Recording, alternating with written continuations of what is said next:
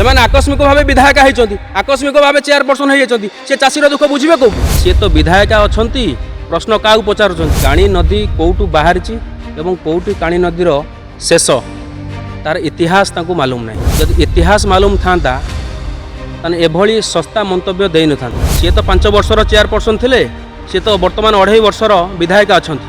ସୁଦୃଢ଼ୀକରଣ ନାଁରେ ବଲା ଏବଂ ବାଲି କୋଉଠୁ ଆସୁଥିଲା?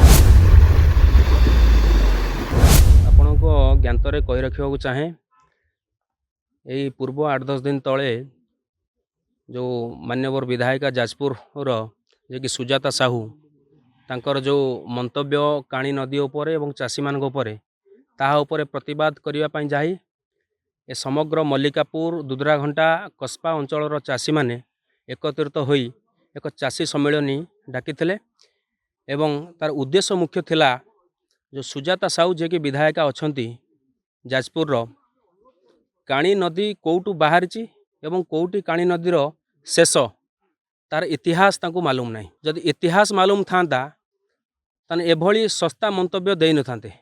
ସିଏ ତ ବିଧାୟିକା ଅଛନ୍ତି, ପ୍ରଶ୍ନ କାହାକୁ ପଚାରୁଛନ୍ତି? ମୋର ତ ଆପଣମାନଙ୍କୁ ପ୍ରଶ୍ନ ରହିବ ଏ ଗଣମାଧ୍ୟମ ମାଧ୍ୟମରେ। ଏବଂ ତାଙ୍କୁ ମୁଁ କହି ରଖିବାକୁ ଚାହେଁ, କାଣି ନଦୀର ସୁଦୃଢ଼ୀକରଣ ନାଁରେ ସିଏ ତ 5 ବର୍ଷର ଚେୟାରପର୍ସନ ଥିଲେ, ସିଏ ତ ବର୍ତ୍ତମାନ 2.5 ବର୍ଷର ବିଧାୟକ ଅଛନ୍ତି। ସୁଦୃଢ଼ୀକରଣ ନାଁରେ ବଲା ଏବଂ ବାଲି କେଉଁଠୁ ଆସୁଥିଲା? କାହା ଅଧୀନରେ ଏ ଯେଉଁ ସୁଦୃଢ଼ୀକରଣ ହେଉଥିଲା? ଏଷ୍ଟିମେଟ୍ ହେବ 50 କୋଟି, 100 କୋଟି ବା 500 କୋଟି, ଯେତିକି ବ୍ୟୟବରାଦ ହେଇଛି ତାର ସିଂହଭାଗ କେଉଁଠିକି ଯାଉଥିଲା? ଏହା ବି ପ୍ରଶ୍ନ ବାଚକ ସୃଷ୍ଟି କରୁଛି। ଏବଂ ଯେଉଁ ଧରଣର ଲୁଟତରାଜ ହେଇଛି, ଯେଉଁ ଧରଣର ଘାଇ ମରାମତି ନାଁରେ ହରିଲୁଟ କରାହେଇଛି, ତାହା ମଧ୍ୟ ତଦନ୍ତ ସାପେକ୍ଷ ହେବା ଦରକାର। ଏବଂ ମୁଁ ଆପଣମାନଙ୍କୁ କହି ରଖିବାକୁ ଚାହେଁ, 2022-23 ମସିହା 23 ମସିହା କଥା ମୁଁ କହିବି, ଯେତେବେଳେ ନୂଆ ଶାସନରେ ଯେତେବେଳେ ଘାଇ ହେଲା, ଆପଣମାନଙ୍କୁ ଜାଣି ରଖିବାକୁ ଚାହେଁ, ଏ ଯେଉଁ ଅଗ୍ରଣୀ ଆପଣଙ୍କର ଗଣମାଧ୍ୟମରେ ଯେଉଁ ବାହାରିଛି, ନୂଆ ଶାସନରେ ଯେଉଁ ବିଜେଡ଼ିର କେଉଁ ନେତା ଏ ଯେଉଁ କୋଦାଳ ଫାଉଡ଼ା ଧରି ବନ୍ଧ ଆଣୁଥିଲେ, ସେତେବେଳେ କେଉଁଠି ଥିଲା ଏ ସରକାର? ତ କିଛି ନ ବୁଝି ସୁଝି କାଣି ନଦୀ ଉପରେ ଏଭଳି ବିଭ୍ରାନ୍ତକାରୀ ମନ୍ତବ୍ୟ ଦେଇ ଚାଷୀ ସମାଜକୁ ଏବଂ ଚାଷୀ କୂଳକୁ ହତାଶା କରିବା ବିଧାୟକକୁ ଏ ଚାଷୀ ସମାଜ ନିନ୍ଦିତ କରୁଛି।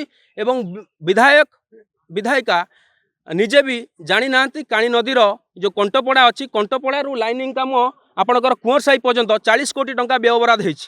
ଏବଂ ଆପଣମାନଙ୍କୁ ଆଉ ଗୋଟେ କଥା କହି ରଖିବାକୁ ଚାହୁଁଛି, ଯେତେବେଳେ 2024-25 ମସିହାରେ ବଙ୍ଗଳାବାଡ଼ିଠାରେ ଯେତେବେଳେ ଘାଇ ହେଲା, ସେ ସମୟରେ ମାନ୍ୟବର ମନ୍ତ୍ରୀ, ରାଜସ୍ୱ ମନ୍ତ୍ରୀ ସୁରେଶ ପୂଜାରୀ ମଧ୍ୟ ତତ୍କ୍ଷଣାତ ଗସ୍ତ କରିଥିଲେ ଏବଂ ତତ୍କ୍ଷଣାତ ଗସ୍ତ କରି ଯେଉଁ କାଣି ନଦୀ ଯେଉଁଠାରୁ ବାହାରିଛି, ଯେଉଁ ବ୍ରହ୍ମଚାରୀପାଟଣାଠାରେ, ସେ ବ୍ରହ୍ମଚାରୀପାଟଣାକୁ ଯାଇ ତତ୍କ୍ଷଣାତ ସେଠି କେମିତି ସୁଇଚ୍ ଗେଟ୍ ହେବ, ଯେଉଁଟାକି ପାଣି ଫ୍ଲୋ କମ୍ କରିବ, ଯେଉଁମାନେ ଏକ୍ସେସିଭ୍ ପାଣି ଗୁଡ଼ିକ ସବୁ ବୈତରଣୀ ଛାଡ଼ିବ ଏବଂ ଯେତିକି ଆବଶ୍ୟକ ପାଣି ସେ କାଣିକି ଆସିବ, ସେ ବାବଦରେ ବୋଧେ ତାଙ୍କର ଜ୍ଞାନ ନାହିଁ। ବିଧାୟିକା ହୋଇଛନ୍ତି ସତ୍ୟ, କିନ୍ତୁ ଡିପାର୍ଟମେଣ୍ଟ ଉପରେ, ଡ୍ରେନେଜ ଉପରେ, ଇରିଗେସନ୍ ଉପରେ, R&D ଉପରେ ଏତେ ବି ତାଙ୍କର କଲଚର ବା ଥର ନାହାନ୍ତି, ମୁଁ ଯାହା ଅନୁଭବ କରୁଛି। ଯଦି କଲଚର ଥାନ୍ତା, ଯଦି ଥରଲି ଥାନ୍ତା, ଏଭଳି ମନ୍ତବ୍ୟ ସେ ଦେଇପାରିନଥାନ୍ତେ।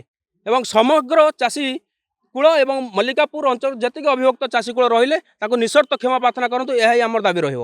ଏବଂ ସରକାରକୁ, ଏବଂ ଆଉ ଗୋଟେ କଥା କହିବି, ସରକାରକୁ ମଧ୍ୟ ଅନୁରୋଧ କରିବି, ଯେଉଁ ଚାଷୀ ବନ୍ଧ ଯେଉଁ ଚାଷୀମାନେ ତିଆରି କରିଛନ୍ତି, ଆବାହନ କଳରୁ ଚାଷୀ ବନ୍ଧ ହେଉଥିଲା, ଘେରି ବନ୍ଧ ବି କରୁଥିଲେ, এটা কোন ଆପଣମାନେ ଜାଣିନାହାନ୍ତି ନା ବିଧାୟକ ଜାଣିନାହାନ୍ତି? ବିଧାୟକ ତ ଚାଷୀ କୂଳରୁ ତ ସେମାନେ ଆସିନାହାନ୍ତି ନା, ସେମାନେ ଆକସ୍ମିକ ଭାବେ ବିଧାୟକ ହେଇଛନ୍ତି, ଆକସ୍ମିକ ଭାବେ ଚେୟାରପର୍ସନ ହେଇଯାଇଛନ୍ତି। ସେ ଚାଷୀର ଦୁଃଖ ବୁଝିବେ କୋଉଠି? ଏବଂ ଚାଷୀ ଚାଷ ଦୁଇଟା ଜିନିଷ କିଭଳି ଭାବରେ ସୁଦୃଢ଼ୀକରଣ ହେଇପାରିବ ମଲ୍ଲିକାପୁର ଅଞ୍ଚଳରେ, ଯେଉଁ କଣ୍ଟପଡ଼ା ଅଞ୍ଚଳରେ ଯାହା ବି ଆଂଶିକ ଭାବରେ କ୍ଷୟକ୍ଷତି ହେଇଛି, ତାର କେମିତି ପୁନରାବୃତ୍ତି ନ ହେଉ, ତା କେମିତି ସୁଦୃଢ଼ୀକରଣ ହେଉ, ଏହା ବି ଜିଲ୍ଲାପାଳ ଏବଂ ମୁଖ୍ୟମନ୍ତ୍ରୀ ମୋହନ ଚରଣ ମାଝୀକୁ ଆମର ଦାବି ରହିବ ଏବଂ ଅନୁରୋଧ ମଧ୍ୟ ରହିବ। ସାମ୍ବାଦିକ ସମ୍ମାନ ଆବଶ୍ୟକତା ପଡ଼ିଲା ଏଇଥିପାଇଁ ଚାଷୀମାନଙ୍କର ଯେ ଚାଷୀମାନେ ବିଗତ ଦିନରେ ଥିବା ଜନପ୍ରତିନିଧି ଏବଂ କ୍ଷମତା ଥିବା ସରକାର, ଆଜି ଦିନରେ ଥିବା ଜନପ୍ରତିନିଧି ଏବଂ ସରକାର ସମସ୍ତଙ୍କୁ ତାଙ୍କ ଦୁଃଖ ସବୁଦିନ କହିଯାଇଛନ୍ତି। ଦୁଃଖ କହିବାଟା ତାଙ୍କର କେବେ ହେଳା ହେଇନାହିଁ। ଚଳିତ ବର୍ଷ ଚାଷୀଙ୍କ ମନ ଭିତରେ କ'ଣ ଗୋଟେ ମନୋଭାବ ନେଲା ଯେ ହେଉନି, ଏଇ ପାଖାପାଖି ଧାନ ଚାଷ ସବୁ ନଷ୍ଟ ହେଉଛି, ତେଣୁ ଆମେ ଯଦି କିଛି ଏକାଠି ହେଇକି କିଛି ପଇସା ପତ୍ର ଯୋଗାଡ଼ କରିକି ଆମେ ବନ୍ଧେଇ ଦେଇପାରିଲେ ଅନ୍ତତଃ କିଛି ବ୍ରେକ୍ ହେଇଯାଇପାରିବ। ଅନ୍ତତଃ 200-300 ମିଟର ମାତ୍ର ଚାଷୀ ବନ୍ଧଟି ହେଇଛି।